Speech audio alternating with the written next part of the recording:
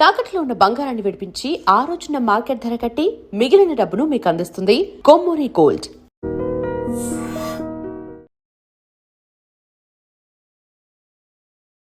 నమస్కారం, welcome to I dream. ధర్మ మార్గం విత్ విజిత కార్యక్రమానికి స్వాగతం.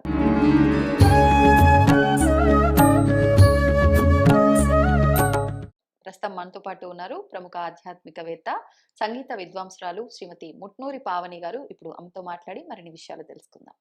నమస్కారం అమ్మా. ఆశీస్సులమ్మా. అమ్మ, మహాశివరాత్రి రాబోతుంది.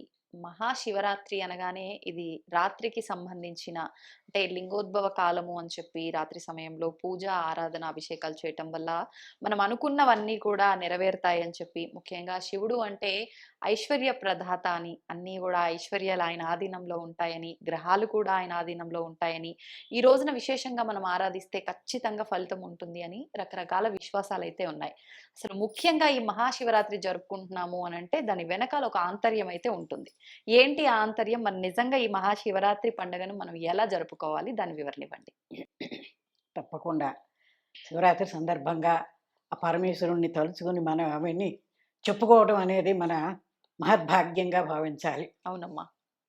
ఇప్పుడు శివరాత్రి అనగానే సామాన్యంగా ముందర స్నానాలు, ఉపవాసాలు, రాత్రిపూట జాగరణలు చేస్తారు. రాత్రి మామూలుగా ఇళ్లలో ఎక్కడన్నా గుళ్ళల్లోకి వెళ్ళి జాగారానికి దానికి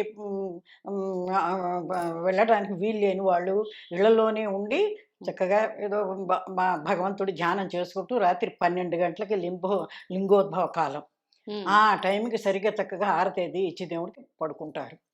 జాగరణ అంటూ సినిమాలు పెట్టుకుని టీవీల్లో చూస్తే అది జాగరం కాదు.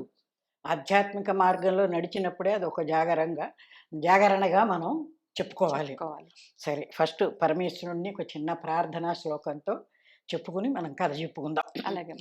కైలాసే కమనీయ రత్న ఖచితే కల్పద్రుమూలే స్థితం కర్పూర స్ఫటికేందు సుందరతను కాత్యాయనీ సేవితం గంగోత్తుంగతరంగ రంజిత జటాభారం కృపాసాగరం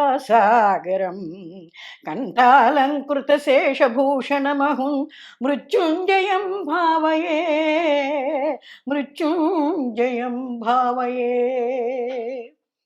ఆ పరమేశ్వరుడికి నమస్కారం చేసుకుంటూ, ఇప్పుడు లింగము అంటే ఆకాశం అంత లింగం, దానికి భూమే పానువట్టం. దీనిలోనే సృష్టి స్థితి లయాలన్నీ, సృష్టి లయము కూడా జరుగుతూ ఉంటుంది. ఆయన సాకారుడు, నిరాకారుడు. సాకారుడు అంటే మనం స్వామిని పులితోలు చర్మం వస్త్రంగా కట్టుకుని, త్రిశూలం పట్టుకుని, ఢమరుక పట్టుకుని, జటాజోటం, గంగా చంద్రుడు ధరించిన అజానుబాహువైన విగ్రహాన్ని చూస్తే ఆ పరమేశ్వరుడు అంత ఆకర్షణీయంగా, అంత భక్తిభావంగా, అంత ఆనందంగా కూడా అనిపిస్తుంది. సాకారుడు. నిరాకారుడుగా అనేటప్పటికీ లింగ రూపంలో నిరాకారుడుగా మనం పూజలు చేస్తూ ఉంటాం. అయితే ఈ లింగాలు ఒక విశిష్టమైనటువంటి ఒక 4 లింగాలు ఉన్నాయి. అవి ఏమిటంటే, కృతయుగంలో రత్నలింగం, త్రేతాయుగం వచ్చేటప్పటికి స్వర్ణలింగం, ద్వాపరయుగం వచ్చేటప్పటికి రసలింగం. రసలింగం అంటే పాదరసం లింగం. మరి కలికాలం వచ్చేటప్పటికి పార్థివలింగం. కలికాలంలో పార్థివలింగం. కలికాలంలో ఎక్కువ అందరూ కూడా ఈ పార్థివలింగాన్ని పూజ చేసుకుని ఆ స్వామి అనుగ్రహంతో సకల సౌకర్యాలు, ఆయురారోగ్య ఐశ్వర్యాలని అనుభవిస్తూ మోక్ష సాధన చేసుకుంటూ మోక్షాన్ని కూడా పొందుతారు ఈ పార్థివలింగం ద్వారా. అయితే ఇప్పుడు అసలు లింగోద్భవం ఎట్లా జరిగింది అన్న విషయం ఇప్పుడు మనం చెప్పుకోవాలి. అసలు లింగోద్భవం అంటే ఏంటి? లింగోద్భవం అంటే ఆవిర్భవించటమే, తనకి తను ఆవిర్భవించటం. ఒకళ్ళు ప్రతిష్ఠ చేసింది కాదు అది. అది ఒకసారి విష్ణుమూర్తి శేషతల్పం మీద పడుకుని ఉన్నాడు. ఆయన బొడ్లో నుంచి తామర పువ్వు పైకి వెళ్ళింది. బ్రహ్మదేవుడు అక్కడ ఉన్నాడు. ఒకసారి బ్రహ్మదేవుడు ఏదో ధ్యానమో ఏదో అంతా చేసుకుని ఎందుకో మరి మొత్తం అంతా జలమయం అయిపోయి సృష్టి ఇంకా చేయాలనుకున్న సమయంలోనూ ఎప్పుడో మొత్తం మీద ఈ బ్రహ్మదేవుడు ఏమిటి నేను ఎక్కడున్నాను ఏమిటి అనుకుని చూస్తే ఒక కాండం కింది దాకా వెళ్ళిపోతుంది. దాన్ని పట్టుకుని కింది దాకా వెళ్ళాడు.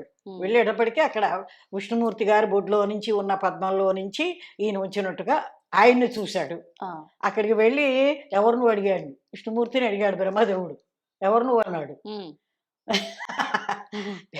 నేను నీ తండ్రిని అన్నాడు ఆయన. హట్, నేను సృష్టి అంతా చేస్తున్నవాడిని నేను, నాకు తండ్రి ఏమిటి అంటూ వీళ్ళిద్దరికి వాదన జరిగింది. నీ తండ్రి నేనంటాడు ఆయన, కాదు నేను సృష్టి చేసేవాడిని. ఈ రకంగా వీళ్ళు రాను రాను రాను రాను నేను గొప్ప అంటే నేను గొప్ప అన్న వాదనలోకి వెళ్ళిపోయారు. అదే అట్లా వాళ్ళు చాలా తీవ్రంగా వాదించుకుంటున్న సమయంలో పరమేశ్వరుడు కాస్త ఓహో వీళ్ళకి కాస్త తెలియజేయాలనుకున్నాడు. అనుకుని ఆ పాతాళ నభస్థలాంత భువన బ్రహ్మాండమావిస్ఫురత్ జ్యోతిస్ఫాటికలింగమౌళి విలసత్ పూర్ణేందువాంతామృతై అస్తోకాప్లుతమేకమీశమనిశం రుద్రానువాకాంజపన్ ధ్యాయేదీప్సిత సిద్ధయే ధ్రువపదం విప్రోభిషించేచ్చివం. అది ఎలా ఉన్నది ఆ లింగం అంటే, పాతాళం నుండి ఆకాశం వరకు ఆక్రమించుకున్నది. 14 లోకాలన్నిటి కలిస్తే ఒక బ్రహ్మాండం అవుతుంది. ఈ 14 లోకాలన్నీ కలిసి ఓ బ్రహ్మాండమైన ఆకారం, శివలింగాకారం అక్కడ తయారైంది. ఈ 14 లోకాలతో కూడిన బ్రహ్మాండమంతా ప్రకాశించే జ్యోతిర్మయ స్ఫటికలింగం. శిరస్సుపై వెలుగుతున్న చంద్రుడి నుంచి అమృతధారలు కురుస్తుంటే అంత తడిసిపోయి ఉన్నటువంటి ఆ లింగం, అలాంటి లింగం అక్కడ ఆవిర్భవించింది. చూడు, పాతాళం నుంచి ఆకాశంలాగా బోనాలు అన్నిటిని, అంటే సృష్టి అంతా శివలింగమయం అయిపోయింది, శివలింగమే అయిపోయింది. అప్పుడు ఈ బ్రహ్మదేవుడును విష్ణుమూర్తి కాస్త ఆశ్చర్యపోయి స్తోత్రాలు చేస్తారు. ఇద్దరు మంచి భక్తి భావంతో స్తోత్రాలు చేసిన తర్వాత అప్పుడు పరమేశ్వరుడు వాళ్ళతోటి, మీరిప్పుడు నన్ను స్తోత్రం చేసినందుకు నాకు చాలా సంతోషంగా ఉంది. ఈ స్తోత్రం చేసిన ఈరోజు శివరాత్రిగా పిలువబడుతుంది. ఈ ప్రదేశం అంతా చాలా పవిత్రంగా అయిపోతుంది.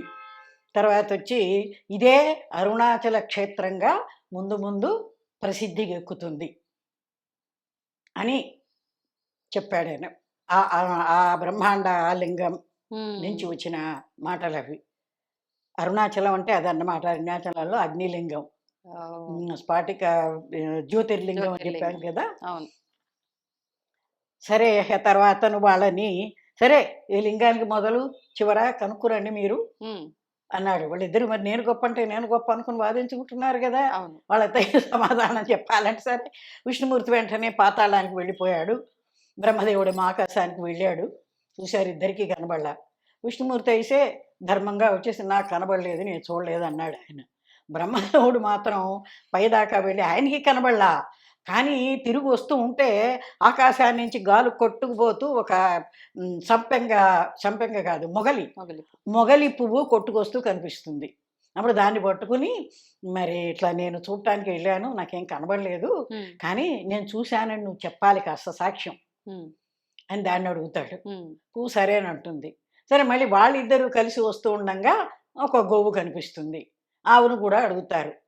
అడిగితే సరే చెప్తానంటుంది. వచ్చేస్తారు వీళ్ళందరూ. వచ్చేటప్పటికి నేను చూశానంటాడు బ్రహ్మదేవుడు. ఇగో కావాలంటే సాక్ష్యం ఉన్నారు వీళ్ళిద్దరూ, చూసుకోమంటాడు. మరి పరమశివుడికి అర్థం కాదా? ఆయనకు అర్థమైపోయింది. అక్కడి నుంచి ఆయన కోపం వస్తుంది. వచ్చేసేసి భూలోకంలో బ్రహ్మదేవుడికి గుడి లేదు, పూజార్హత లేదు అని శాపం పెట్టేస్తాడు.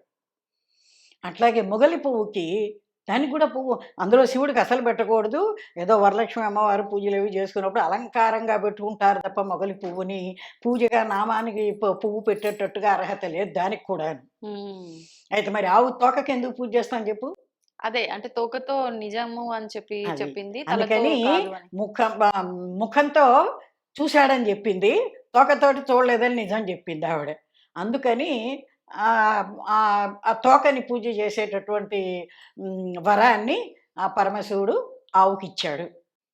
హ్మ్. మరి ఇలాంటి ఉద్భవించిన అర్ధరాత్రి సమయంలో మరి ఆవిర్భవించిన ఈ మహా లింగాన్ని గురించి లింగానికి తెలిసి చేసిన, తెలియకుండా చేసిన పూజ ఆ! దానికి ఫలితం ఏమిటి అనేది ఉదాహరణ. ఇప్పుడు మనకి భక్త కన్నప్ప గురించి తెలుసు. అవునమ్మా. అట్లాగే చాలామంది ఉన్నారు. ఉన్నారు. అట్లాగే ఒక వేటగాడు ఉంటాడు. ఆ వేటగాడికి తల్లి, తండ్రి, పిల్లలు అందరూ ఉంటారు. మంచి అడవుల్లో ఉంటారు కదా! వాళ్ళు హ్మ్. ఉంటారు. నిత్యము ఆ వేటను తీసుకొచ్చేసి వాళ్ళ కడుపు నింపుకుని హ్మ్. వాళ్ళ జీవనం అది. అట్లాంటిది వ వ వ ఆ వేటగాడికి శివరాత్రి ఏమిటో వాళ్ళకేం తెలియవవి. అడవుల్లో ఉంటారు కాబట్టి శివరాత్రి ఏమిటో తెలీదు. హ్మ్. కానీ అనుకోకుండా ఆ రోజున వాడి అదృష్టం కొద్దీ హ్మ్. ఆ వేట దొరకదు. ఎక్కడా దొరకదు. ఆ! దొరక్కపోతే అప్పుడు తల్లి, భార్య, పిల్లలు వాళ్ళందరూ నాకు ఆకలేస్తుంది ముందర ఏం తీసుకొచ్చి పెడతావో పెట్టని వాళ్ళు గొడవ చేస్తారు. దాంతోటి ఏమైనా సరే ఎక్కడ దొరుకుతుందో వెళ్ళి తీసుకురావాలని పట్టుదలగా వెళ్ళిపోయి రాత్రి అయ్యేసరికి పోతాడు ఇహను. అక్కడ ఒక చెరువు గట్లు అవి ఇవి చూస్తే ఆ చెరువులో నీళ్ళు తాగటానికి ఏ జంతువులన్నా వస్తాయేమో కదా! వాటిని వేటాడి తీసుకురావచ్చును అనుకుని హ్మ్. అక్కడికి వెడతాడు. వెడితే అక్కడ ఒడ్డునే హ్మ్. మారేడు చెట్టు ఒకటుంటుంది. కిందనే శివం గూడా మన శివలింగం గూడా ఉంటుంది. వాడికి తెలీదది. ఆ! కానీ చెట్టెక్కి కూర్చుంటాడు. హ్మ్. కానీ వాళ్ళకి ఒక తాబేటికాయ లాంటి నీళ్లు పట్టుకునే ఒక ఇవుంటాయి. ఆహా! వేటగాళ్ళకి వాళ్ళకి ఆ! తాబేలున్నట్టుగా ఉంటుంది ఒక ఇది. దానిలో నీళ్లు పట్టుకుని ఎక్కడికెళ్ళినా వాళ్ళు పెడుతూ ఉంటారు. ఆహా! అదొకటి పక్కన పెట్టుకొని కూర్చుంటాడు. బాణాలన్నీ రెడీగా పెట్టుకొని కూర్చుంటాడు. హ్మ్. ఏ జంతువు వస్తుందా అని చూస్తున్నాడు. ఇంతలో ఒక లేడీ వచ్చింది. లేడీ అంటే జంతువు లేడీ. జంతులేడి. హ్మ్. మనిషి అమ్మాయి లేడీ గాదు. గాదు. ఆ! వచ్చింది. చూసి సంతోషపడిపోయి సరే ఇక దీన్ని వేటాడదాం అని జెప్పి సంచిలోంచి ఆ బాణాలవి తీసి ఈ సర్దుకోబోవటంలో ఏమవుతుంది, ఈ నీళ్ళ ఇది కొంచెం తొణికి కాసిన్నీళ్ళు కింద శివం మీద పడతాయి. హ్మ్. శివలింగం మీద శివలింగం మీద. పడతాయి. అట్లాగే ఈ బాణాలు సంధించటం ఈ దీంట్లో ఆకులు గూడా వాటంతట అవే వీడికి తెలీదు. శివలింగం మీద పడతాయి. అది హుహుహు. మొదటి జాము. ఆ! అంటే మార్నింగ్. ఆ! రాత్రి పూట ఓహో! జాము అంటే 3 గంటలు.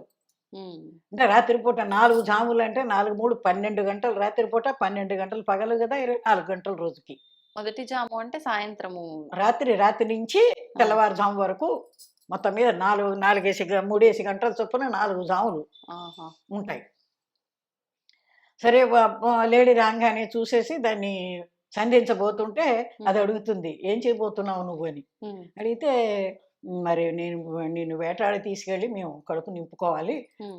వేట కొట్టబోతున్నానంటాడు. హ్మ్. అంటే ఆలోచిస్తుంది. ఓహో! ప్రమాదమైన పరిస్థితొచ్చిందే ఏం జేయాలని కాస్త ఆలోచించి, సరే నాయనా అదేమిటది పరోపకారార్థమిదం శరీరం అన్నారు గాబట్టి, నా శరీరంతో మీకు ఆకలి తీరుతుందంటే నాకు చాలా సంతోషమేను. జన్మకి అంతకన్నా ఏం కావాలి? హ్మ్. కానీ ఒక ప్రార్థన చేస్తున్నాను ఏమిటంటే, నా దగ్గర ఇంటి దగ్గర భర్త, పిల్లలు, బంధువులు అందరూ ఉన్నారు.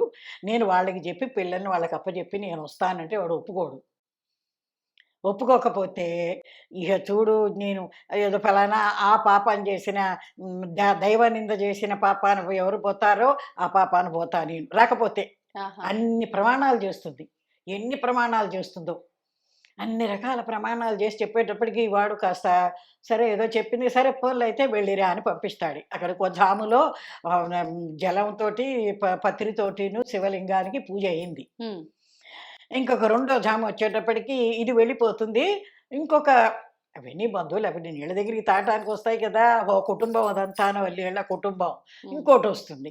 ఇంకోటొచ్చేటప్పటికి దాన్ని గూడా సంధించబోతాడు. కానీ సరే మొదట ఏదో అది వస్తానంది కదా, ఉమ్. ఎందుకులే అనుకుని సంధించబోతున్న ప్రయత్నం ఏదో చేస్తాడు కదా. ఈ రెండో జాములో మళ్ళీ ఇట్లాగే నీళ్లు తొనకటం, మళ్ళీ ఆ ఆకులు శివలింగం మీద పడటం రెండో జాములో జరుగుతుంది. అది వెళ్ళిపోతుంది. అట్లాగే మూడో జాములో కూడా ఇంకోటి వస్తుంది. అది మంచి బలిసి ఉన్న లేడీ వస్తే, ఓహో బ్రహ్మాండమైన లేడీ వచ్చింది, మంచి బలిసి ఉన్నది, చక్కబోడు కడుపు నిండా ఆహారం దొరుకుతుంది అనుకుని ఆనందపడుతూ దాన్ని కూడా సంధించబోతాడు. కానీ మొదటిది అది వస్తానంది కదా, సరే కానీలే అన్న భావనతోటో మొత్తం మీద దీన్ని కూడా వదిలేస్తాడు. అక్కడికి మూడో జాము కూడా ముందర ప్రయత్నం అయితే చేయబోతాడు. అంటే ఒక్కొక్క జాముకి ఒక్కొక్క నీళ్లు పడి ఆకు పడుతున్న కొద్దీ వీడియోలో కొంత కొంత పరివర్తన వస్తోంది. అది వాడికి తెలియకుండా జరిగే పూజ అక్కడ. అదే అవును, ఆ పరివర్తన వస్తుంది. దాంతో సరే 3 జాములు అయిపోయింది.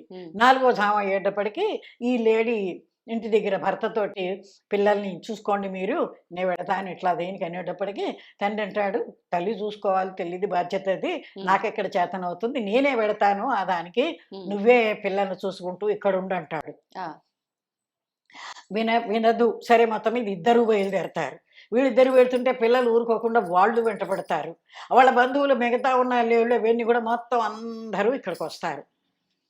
వచ్చేసేసి వీడిని చూసి, మరి మేమందరం వచ్చాము, నువ్వు ఆనందంగా మమ్మల్ని హాయిగా ఆహారంగా తీసుకుని అనుభవించు. ప్రతి లేడీ కూడా వాడికి అదే చెబుతుంది. వాడిని చెప్పబోదాం అనుకుంటాడు. అవి ప్రతిదీ కూడా నేను వస్తాను అనుకుంటే ఈ మహాపాపాలు చేసిన ఆ పాపాన పోతా, ఈ పాపాన పోతా, ఈ పాపాన పోతా, నేను రాకపోతే అంటూ ఇట్లా అన్నీ చెప్తాయి అన్నమాట. అవన్నీ వేదాంత ధోరణిలోనే ఉంటాయి. అవి అట్లా చెప్తాయి అవి. సరే అవన్నీ వచ్చేసేసి తీసుకొని మమ్మల్ని ఆహారంగా తీసుకో అని చెప్పి అనేటప్పటికీ వీడికి మతిపోతుంది.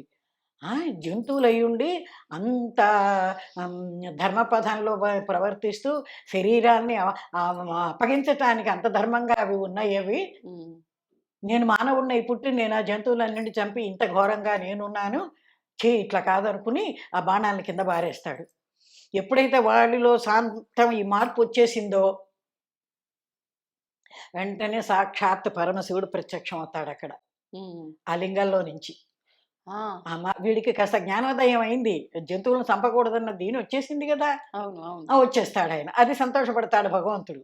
సంతోషపడి ప్రత్యక్షమయ్యి వెంటనే కాళ్ళ మీద పడి నమస్కారం చేస్తాడు. ఏదైనా వరం కోరుకోమంటాడు. స్వామి మీరు కనిపించిన తర్వాత ఇంకా నాకు వరం ఎందుకు, ఏమక్కర్లేదని వీడు అంటాడు. కానీ పరమశివుడు ఏం చెబుతాడంటే, నువ్వు త్రేతాయుగంలో గుహుడుగా, గుహుడు అంటే తెలుసు కదా, రాముణ్ణి గోదావరి నది పడవ మీద దాటించినవాడు, పడవవాడు.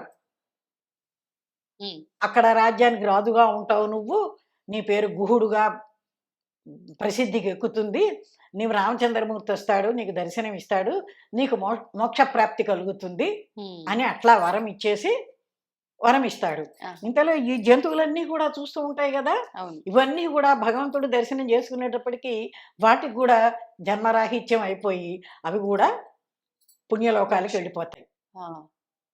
కాబట్టి ఈ కథ వల్ల ఏమవుతుంది, మనకి తెలిసి చేసినా చేసినా కూడా ఎటువంటి మహాత్యం ఉన్నది అన్నది, ఇంకా చేస్తే ఎంత ఉంటుంది అన్నది ఇంకా మనం చెప్పుకోకర్లేదు.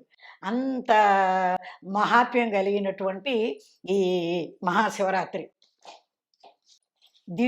దీనికి సరిగ్గా లింగోద్భవ కాలానికి, లింగోద్భవ కరా లింగేశ్వర, ఆత్మలింగోద్భవ కరా లింగేశ్వర, పర్తీశ్వర మాం పాహి ప్రభో, పర్తీశ్వర మాం పాహి ప్రభో, పాహి ప్రభో మాం పాహి ప్రభో, పాహి ప్రభో మాం దేహి విభో, లింగోద్భవ కరా లింగేశ్వర, ఆత్మలింగోద్భవ కరా లింగేశ్వర అంట్లో ఆ భగవంతుని రాత్రి 12 గంటలప్పుడు మనం ప్రార్థించుకుని ధన్యులం అవుదాం. ధన్యవాదాలమ్మా. Somnath. And for more videos, please subscribe to iDream. Please subscribe to iDream. Please subscribe iDream. And please subscribe to iDream. For more videos, subscribe to iDream.